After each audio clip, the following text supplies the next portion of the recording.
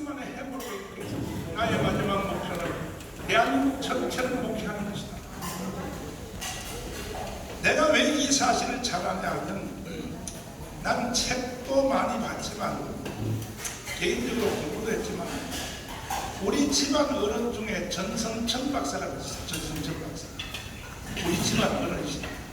이분이 이승만하고 같이 브리스턴 대학에서 박사학위를 받았어요. 우리 집안 무시하지 마요. 대단한 집안이에요.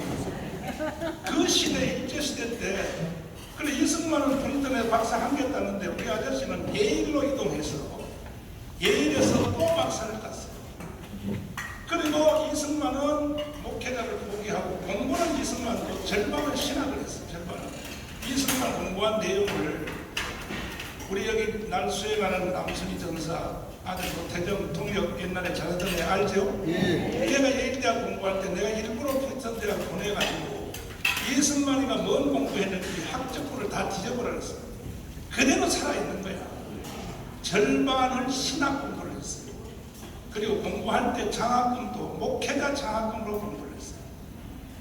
그래서 이승만은 세계의 가장 높은 산에 올라가서 세계를 보니까 인류 역사가 이게 다 뭘로 되어 있느냐? 기독교 정치로 되어 있는 기독교 정치. 이해됐어요? 그 중에서도 이승만은 지금 여러분 나한테 짧고 짧게 듣는 이 말은요, 책 10권을 읽는 것 같은 분량의 지식입니다. 지금 내가 여러분에게 말하는 이 말은 책 10권을 안 읽고도 지금 그 양이 여러분 속으로 들어가고 있는 거예요. 특별히 브리스턴 대학에서 또 조지 워싱턴 대학에서 학사를 하고 하버드 대학에서 석사를 하고 브리스턴 대학에서 박사를 하는 중에 이승만 대통령이 집중적으로 공부한 것이 신학, 두 번째는 뭐냐? 세계법이에요. 세계법. 세 번째가 뭐냐? 인류사. 인간이 인류가 어떻게 살아왔는가 를 공부하는데 이것을 세상적인 인류사로 공부한 게 아니라 성경적 인류사, 다시 말해서 다니엘서. 과거의 구약시대에 예수님 오시기 전에 인류는 어떻게 살았는가 할 때 보니까 6대 제국에서 살았어요. 첫 번째가 이집트예요. 이집트가 첫 번째 제국. 두 번째가 아시리아입니다. 아수르. 세 번째가 바벨로니아입니다. 그 다음에 페르시아. 그 다음에 헬라. 그 다음에 로마인데 여섯 번째. 로마는 인간이 시작된 이후로 이 땅에 만들어진 국가의 모든 전체 내용이 로마에 들어갑니다. 로마는 사람이 만든 국가 중에 조직 중에 최고의 모든 해답이 거기 다 있습니다. 지금도 230개 나라가 국가를 형성을 두고 살지만 그 국가가 이루어진 모든 속성은 옛날 로마 제국이죠. 민주주의도 마찬가지예요. 데모크라시 그것도 마찬가지고 다 거기서 나옵니다. 다 속성은 거기서 나옵니다. 그래서 로마 같은 나라는 과거에도 없었고 앞으로도 로마 같은 나라는 안 생기는데 유일하게 주님이 재림하기 직전에 적 그리스도가 로마를 능가하는 제국을 세울 것입니다. 그게 마지막 7번째 제국이 기다리고 있는 겁니다. 그래서 이 살펴봤더니 로마가 정답이에요. 최고의 강국이 로마예요. 근데 보니까 이승만은 신학을 했고 인류사를 성경적 인류사를 했습니다. 그렇게 강력한 로마를 누가 먹었냐? 기독교가 먹어버린 거예요. 기독교가. 할렐루야. 이 지구상에서 국가가 형성될 때 가장 초강력한 국가는 뭐냐? 기독교 입국입니다. 그래서 이승만은 2단계, 3단계 거치지 않고 바로 어느 날 대한민국이 다시 독립이 되고 다시 대한민국의 국가가 세워지면 나는 바로 기독교 입국는 터전 위에 국가를 세우리라. 이걸 이승만은 미국 워싱턴에 있을 때 이미 이 속에 완전 부정하고 들어와서 그래서 대한민국을 건국할 때 기독교 입국론을 세웠어요. 이해가 됐어요? 따라해. 자유민주주의, 자유시장, 합리도, 정리가 되는 뭐라고요? 이 틀을 우리는 선택을 했어요. 북한은 똑같은 네 가지인데 공산주의, 사회 통례 경제, 중국하고 친구, 조중동맹, 우리는 한미동맹 할 때, 그리고 종교를 주사파를 종교로 선택했습니다. 그러니까 똑같이 네 가지 조건으로 70년을 살아보니까 북한은 거지가 되고 한국, 대한민국은 세계 10대 나라가 됐다. 이해됐어요? 이렇게 잘 나가던 대한민국에 저는 세계 부흥회를 많이 해봤기 때문에 일본, 호주, 뉴질랜드 할 것 없이 캐나다, 미국, 내가 전 세계 국내만 내 부흥회 많이 한 게 아니라 전 세계에 힘들었어요. 가보면요, 실제로 피부 경제, 생활 경제는 지구촌에서 대한민국이 제일 잘 살아요. 세계 어느 나라 가서 대낮에 이렇게 성도들 모아놓고 목회자뿐 아니라 대낮에 이렇게 미국, 캐나다 어디 가서도 이렇게 집회 못해요. 그리고 이렇게 회를 말이야 100년이나 500예의 기적을 전 지구촌에 다 가보세요. 이런 짓을 하는 나라가 없어요. 세계에서 대한민국이 제일 잘 살아요. 동의하십니까? 이렇게 잘 사는 이유는 뭐냐? 그때 70년 전에 한 번 선택을 잘한 결과에 열려. 그때 선택 한 번 잘한 것 때문에 그 효과가 지금까지도 가는 거예요. 이렇게 잘 나가던 대한민국에 문재인이 개자식이 나타나서 문재인은 나는 대통령 선거 처음 나올 때 자기가 연방 대통령을 하겠다고 대통령 공식 대통령 연설에 거기에 정책집에 나와 있어요. 근데 난 그게 무엇인지 못 알아들었어요. 여러분들 못 알아들었죠? 그게 대한민국을 해체하고 북한으로 갖다 바친다는 걸 알아들었어요? 그냥 연방 대통령 한다 그러니까 뭐 김대중가 했던 낮은 단계로 하려고 하는가 보다. 그 정도로 나는 알았지. 알았는데 내가 이 문재인이 간첩이라는 것을 최초로 의심하게 된 동기는 평창 동계올림픽에서 세상에 세계적 축제, 전 세계 중계방송이 다 되는 데서 세상에 간첩의 왕인 신영복을 내가 한국의 가장 존경하는 사상가를 미국의 펜스 부통령을 앞에 앉혀놓고 일본의 아베 수상을 앞에 앉혀놓고 고의적으로 그렇게 내치렀어요. 그래서 그때부터 내가 사실은 평창 동계올림픽에서 그 말을 한 것도 언론도 학자도 아무도 못 알아들었어요. 내가 제일 먼저 감을 잡았어요. 아, 저 새끼 간첩이다. 그래가지고 조갑재 선생님한테 내가 연락을 했어요. 조 선생님, 다시 한번 들어가서 보십시오. 평창 동계올림픽에서 간첩의 왕인 신영복을 내가 가장 존경하는 사람이라고 문재인이가 연설했으니까 자네도 놓쳤다 그래요. 조갑재 선생님. 진짜 그랬냐 그래요. 다시 들어가서 확인해보세요. 진짜 그랬다. 그럼 요거 방송 좀 해주세요. 조갑재 선생님이 제일 먼저 터뜨린 거예요.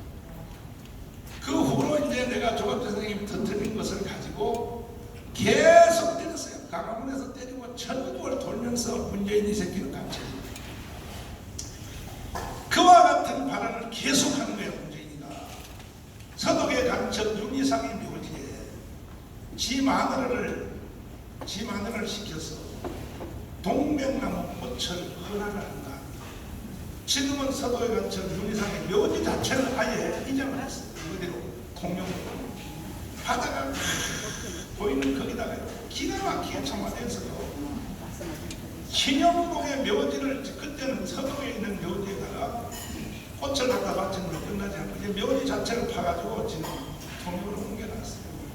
이걸 국민들이 몰라요. 여러분 알았어요? 몰랐죠. 그러다가 그래서 내가 이제 문재인 간첩이라고 강화문에서 계속 때리니까 이 새끼가 이제 지가 하는 일에 정강훈 저놈을 살려줘서는 안 되겠다 해서 처음에는 나를 깜빵 보내려고 한 게 아니고 저에 대한 살해 계획을 세웠어요. 살해 계획. 나를 죽일 계획을 세웠는데 그쪽 편 안에서도 기독교인이 있을까 없을까? 기독교인 중에 신실한 사람이 나한테 제보를 했어요. 문자를 했어요. 목사님을 죽이고 여기서 계획을 세우고 여름 순서로 죽인다는데 내가 이제 작년 1년 전에 코로나 걸려가지고 코로나도 제가 이미 코로나를 우리 교회에 투입할 때에 우리 교회는 코로나 걸릴 수가 없었어요. 그러니까 이거 작전적으로 투입해요. 우리 교회뿐이 아니라 지금도 대한민국의 교회 안에 코로나 생기는 것은 모발적으로 생기는 것도 가끔 있겠지만 거의 저쪽 편 애들이 작전적으로 투입해서 이제 한국 교회를 해체하려고. 그래서 결국은 이제 나에 대한 살해 계획을 세워서 계속 진행을 했는데 선거가 4.15 선거가 가까워지니까 정권 저놈을 그대로 뒀다가 4.15 총선에서 이길 수가 없습니다. 제가 황교안이 그놈이 나를 배신 안 때렸으면요 4.15 총선에서 우리가 이겼어요. 내가 계획을 다 세워놓고 황교안하고 일주일에 한 번씩 만나면서 계속 지도하는데 근데 참 제가 이 일을 하면서 나는 국가를 위해서 기도를 많이 하니까 하나님이 꼭 보여주더라고요. 박근혜에 대해서 7번 정확하게 탄핵되는 과정까지 이명박 5번 그리고 황교안에 대해서요. 황교안이가 그때 국민 지지율이 지금 현재 윤석열하고 같았어요. 38%를 가고 있는데 하루 새벽에 기도하는데 하나님 나한테 그래요. 황교안 안 된다 그러는 거야. 내가 그 말을 하면 돌에 맞아 죽게 생겼더라고. 국민들이 지금 황교안을 38% 지지하는데 내가 생뚱맞게 황교안 안 돼 그래봐요. 맞아 죽게. 지금 내가 마치 윤석열 안 돼 그래봐요. 내 돈에 맞아 죽지. 그래서 속으로 내가 소화리를 하면서 이상하다. 현실을 보면 황교안 같은 대안이 없는데 하나님이 안 된다니까 그냥 두고보자 하고 내 속에만 감춰놓고 기도한 반대 결국은 하나님의 말씀대로 되어집니다. 이 세상이 황교안이가 결정적 실수는 정강훈 목사를 버리고 선지자를 버리면 안 되지. 그래서 결국은 망했는데 그래서 결국은 4.15 총선 통해서 180석이 저쪽으로 갔고 103석이 됐는데 이제 문재인은 뭘 하려고 그러냐 모든 촉구는 이제 다 만들었어요. 완벽하게 만들었어요. 대한민국이 건국 후에 해체되고 북한으로 편입될 수밖에 없는 위기가 2번 있어요. 2번. 첫 번째는 뭐냐면 박헌영의 남로당 운동입니다. 박헌영의 남로당 운동이 그때 국민들이 박헌영한테 속아서 전 국민의 78%가 박헌영을 지지했어요. 제일 박헌영을 많이 지지한 동네가 어딘지 알아요? 뭘 쳐다봐요? 대구요, 대구.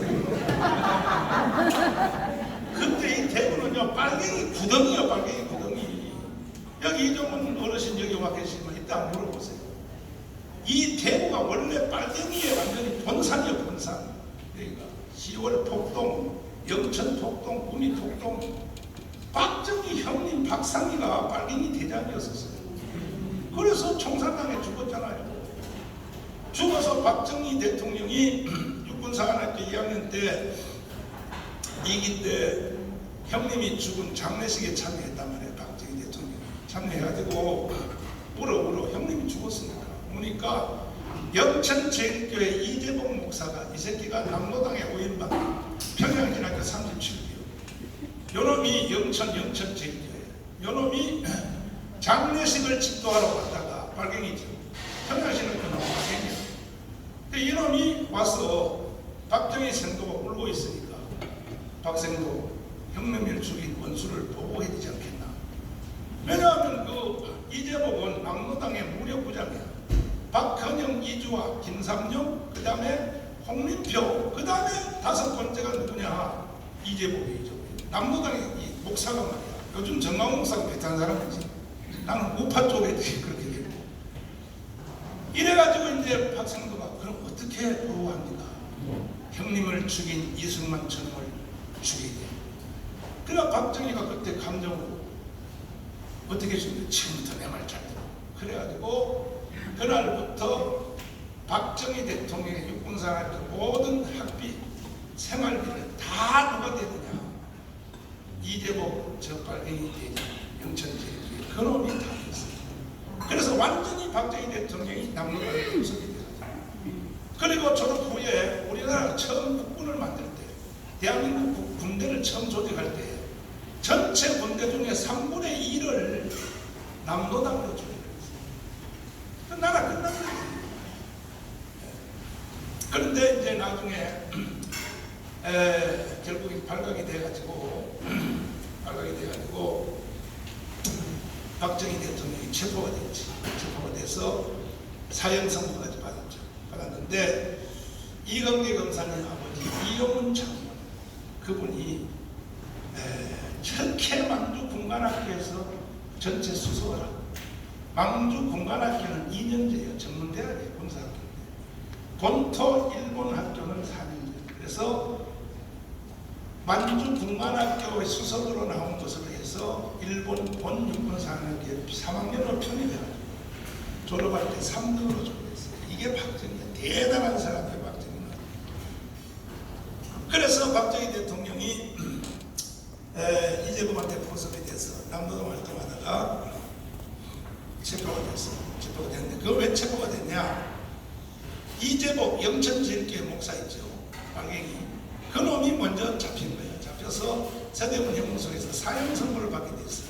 나중에 사형 집행이 됐어요. 이재복 목사는. 그 마지막 이제 두 번을 다 뒤집어 씌우고 재판 끝나고 재판인데 그때는 교수형이 공관에다 줄잠해가지고 딱 당기면 밑에 의자가 착 빠지면 그냥 덜덜덜 들려서 죽는 거예요. 두 번을 머리에다 시커먼데 두 번을 딱 씌우고 최후의 진술을 물어봐요. 마지막 할 말이 있나? 이렇게 이제 했다고 하니까 없다는 거예요. 그러면 사형 집행관이 이렇게 물었어요. 이재복, 너는 직분이 목사지 않느냐? 목사가 빨갱이 운동하면 되겠냐? 그런데 너 지금 이 상태로 죽으면 대한민국 전체 교회가 다 없어져. 네가 좋아하는 기독교 다 없어지고 대한민국 전체가 다 북한 같은 나라가 되는데 그러지 말고 죽기 전에 너 위에가 누구냐? 군대 안에 네가 조직해놓은 사람들 중에 남로당이 누군지를 네가 한번 말해라. 그럼 예수님이 죽어서 너 얼마 후에 더 죽을 텐데 죽을 때 예수님이 너 뭐 하다 왔냐 그러면 빨갱이 운동하다 왔습니다. 그럼 되겠냐 예수님 앞에? 그러니까 그걸 풀으라 그러니까 안 한다고 이제 그냥 죽이라 그래. 야 죽이라고 깨끗하게 죽여. 나한테 무슨 말 묻지 마. 계속 하니까 나중에 이재복이가 양심의 가책을 느꼈어. 교회가 없어진다 그러니까 너 말대로 하면 대한민국의 교회는 다 없어져. 그러니까 너 말 한마디 때문에 교회가 살 수 있으니 네가 조직해놓은 조직 중에 빨갱이가 누군지 풀어라 그러니까 이걸 풀려니까 이게 남로당한테 배신자가 될까? 그냥 죽을래니 한국 교회한테 미안하니까 중간치에 말을 하고 죽었어요. 나보다가 박정희가 더 잘하는데 요 말했어. 나보다가 박정희가 더 잘하는데 그리고 덜컹하고 사형이 집행됐어요. 바로 이재복이가 진술한 박정희가 더 잘하는데 그 말을 근거로 박정희를 체포했어요. 체포해서 고춧가루물을 붓고 일본식 동물이죠. 그냥 했는데 얼마나 지독하냐면 박정희가 안 불어요. 너 위에가 누구냐는 거야. 너 위에가 아무리 해도 박정희가 죽이라는 거야. 나는 형님이 있는 끝으로 간다 이거야. 박상희 형님 박영희 나는 형님님들로 간다 이거야. 빨리 죽이라는 거야. 아무리 해도 안 되니까 빈천원대위가 수사관이 박정희의 약점을 딱 건졌어. 뭐냐? 박정희가 여자한테 약해. 박정희가 첫 결혼을 해서 하도 못생겨서 마음에도 없는 여자를 집안에서 강제로 결혼시켜가지고 못생겼어. 여자는 무조건 이뻐야 되는 거야. 그래가지고 박정희가 그냥 이혼해버렸어요. 이혼해서 그러다가 이화여대 나오는 너무너무 잘생긴 예쁜 여자를 동거를 하고 있어요. 동거를 하고 임신을 되고 살았는데 이제 걔를 이용하는 게 수사관들이 박정희 이 자식아, 빨갱이들이 이 자식아 여자를 건드렸으면 책임을 져야 돼. 이 자식아, 빨갱이들이 돼가지고 부말차고 이 자식아, 응? 너는 그래 형님 옆으로 가서 죽는다고 치자. 그러면 네하고 지금 살고 있는 이 여자는 오늘 밤부터 우리가 데리고 살 거야. 그러니까 박정희가 물론 두 손 들었어. 그러면 어떻게 하면 그 여자 때문에 살려주냐 했더니, 그래 너 위에 누군지를 굴면 너 한 세상 너 군대에서 제대시켰어. 그 여자하고 일생 잘 살게 해줄 테니. 그래서 박정희가 부르기 시작. 남로당의 조직을 다 불렀는데 일주일을 불렀어. 일주일을. 박정희 전체 박정희가 조직을 다 했어. 누가 다 내가 조직했고 이게 다 박정희고 이게 다 남로당인데, 박정희의 동기가 춘천에서 육군사관학교 동기가 중령 대대장을 한 강중령이라고 했어요. 강중령이 박정희가 잡혀서 불기 시작했다는 말을 듣고 무서워가지고 그건 이제 남로당이에요. 북한으로 도망을 가버렸어요. 자기 부대 일개 대대를 다 데리고 와버렸어요. 그래서 내가 강명도 교수한테 확인해 보니까 그때 그 강원도의 춘천에서 북한으로 넘어간 그 강중령 대대장, 그 넘어간 날이 북한의 지금 기념일로 되어 있다. 그래서 한국에서 가져간 60mm 박격포를 메고 평양시가 행진을 했단 말이야. 우리는 장군님이 좋아서 장군님을 부르고 왔다고. 이런 일이 일어났어요. 그래서 이제 박정희는 부른 대가로 강제로 예편해서 이등병 달고 제대를 했죠.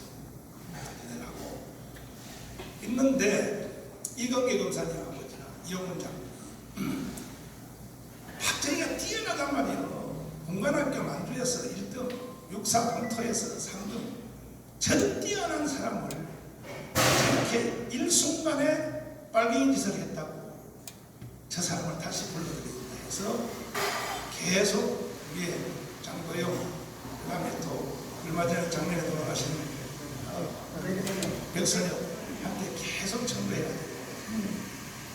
그래서 백선엽한테 얘기하니까 백선엽이가 이제 이승만 대통령한테 보고했어요. 이 남로당의 뿌리를 뽑으려면 박정희를 살려드리겠습니다. 박정희를 살려줘야 진술을 받을 수 있습니다. 이승만이 안 된다. 죽이라고 박정희.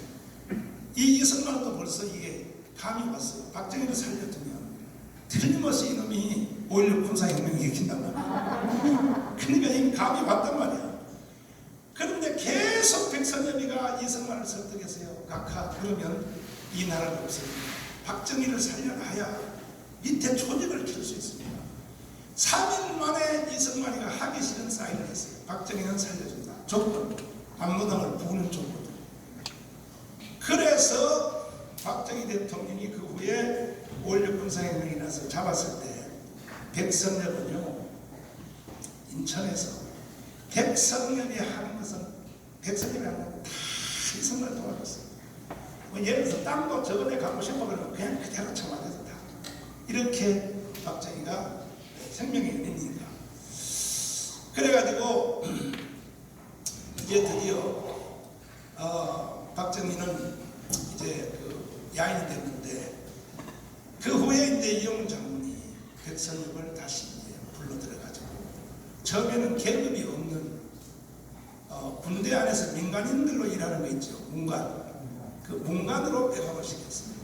그래서 해서 나중에 이제 6.25가 일어나니까 계급장을 하나씩 달아가지고, 그래서 육군 소장까지 됐을 때 박정희가 잘한단 말이에요. 이 남로당 빨갱이들이 하는 짓을 보니까 이 자식들이 결국은 국가를 해체하고 북한으로 가려고 하는 거야.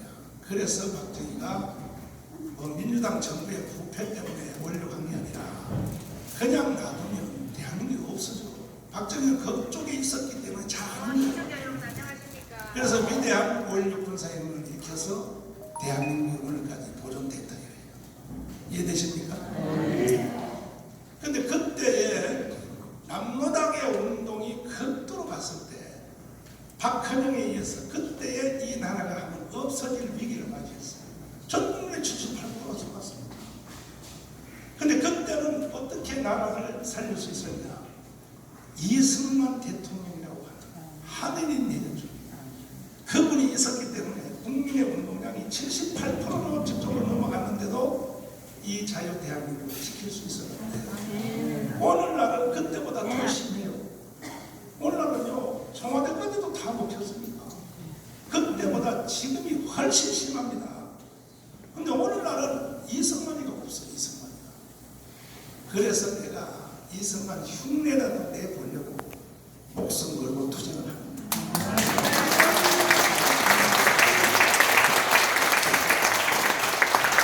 이미 사회학자들 교수들은 이미 논문이 나오고 있어요. 정강훈 목사가 3년 전에 강원 운동을 안 했으면 이미 대한민국은 없어졌다. 이미 벌써 학자들이 이렇게 발표하고 있어요. 그러니까 제가 강원 운동한 거에 대해서 여러분은 씹어야 돼요? 감사해요? 감사해요.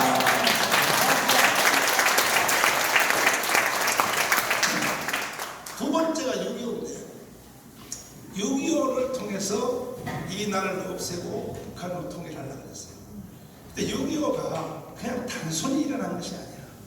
6.25를 익히기 위한 준비 작업을 어떻게 했느냐. 북한에서 김일성 다음에 성시백이라고 하는 간첩을 남한에다 보내가지고 성시백은 어떤 사람이냐. 중국에서 해방되기 전에 공산당 활동을 했던 최고의 지휘자예요. 이 성시백이라는 간첩이. 이 사람을 누가 김일성에게 추천했냐면 주울레.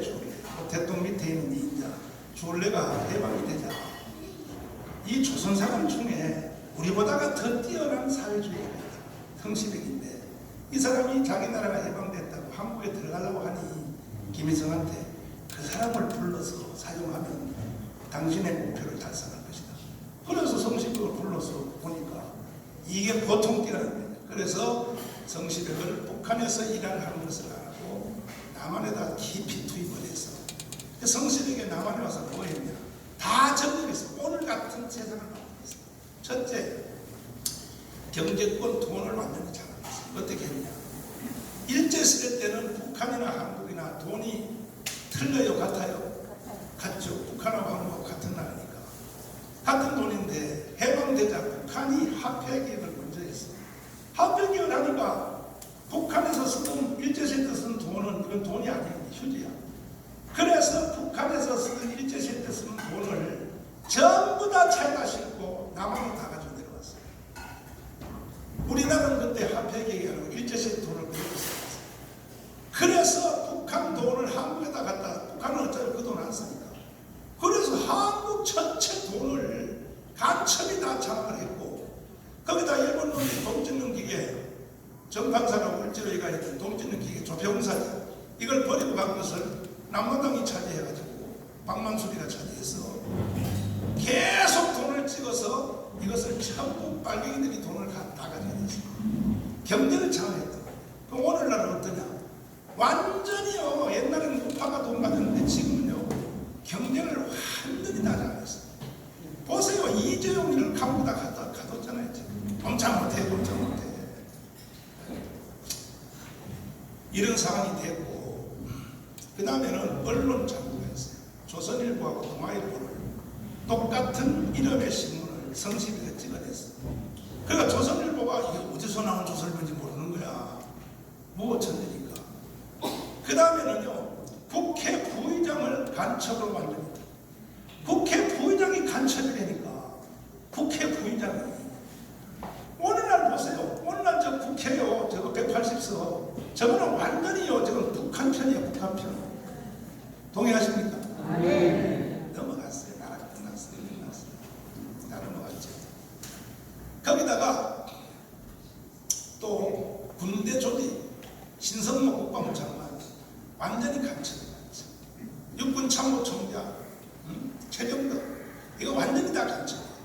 그 대한민국의 모든 구석구석을 완전히 남로당 저 북한에서 통정부가 다 장악해놓고 6.25. 6.25를 처음에요. 이게 전면전을 안 하려고 그랬어요. 박근혜가 북한에 조대 가서 하는 말이, 김장군, 내가 남한에 모든 것을 다 이루어놨으니까 총선이 몇 발만 내주면 돼. 38선에. 그러면 남한 안에 있는 우리 성시백이가 가서 공작 다 해놓은 바로 우리의 세력들이 들고 일어나서 이승만을 미국으로 쫓아버리고 김일성 장군 만세하면 돼. 그 말을 듣고 6.25를 익힌 거예요. 6.25를. 그래서 전쟁에서 3일 만에 서울을 먹어보니까 남로당이 안 일어나는 거야. 그 김일성이가 이건 박헌영 선배한테 속았다는 느낌이 드는 거야. 그래서 이제 물어봤어. 박헌영 선배님, 아니 선배님은 총소리만 내면 남조선에서 막 만세하고 끝난다고 그러는데 우리가 서울까지 들어갔는데도 서울에서 뭐 몇몇 사람들이 뭐 환영잔치를 했지만 왜 이랬습니까? 그 박헌영이가 내가 다 완벽하게 다 만들어놨는데 왜 안 일어났을까? 확인해보니까 북한에서 6.25를 익히니까 6.25를 일어날 때 전체 남한 전체가 다 들고 일어나서 이승만을 미국으로 쫓아버리고 바로 통일한다고 지시를 했는데 그 암호 문자였어. 암호 문자. 상용 문자 있죠. 뭐 예를 들어서 무슨 개나리를 내면 기억하면 이렇게 맞추는 거. 그렇게 했는데 그것을 이제 암호를 내려보냈는데 암호 전달병이 그 사이에 이승만 쪽으로 전향을 한 거예요. 전향을 해서 어떻게 전향을 했냐. 아무 일이 없으니 조용히 있으라 이렇게 했어요. 그래서 인민군이 내려와서 지리산까지 갔는데도 빨갱이들이 지산에 숨어서 전쟁 난지를 모르고 있더라는 거야. 하늘이 도운 거야. 하늘이 도운 거야. 하나님이 도운 거야. 그러다가 이제 미군이 왔어. 미군이 문제 맞았겠지. 나는 그런 힘을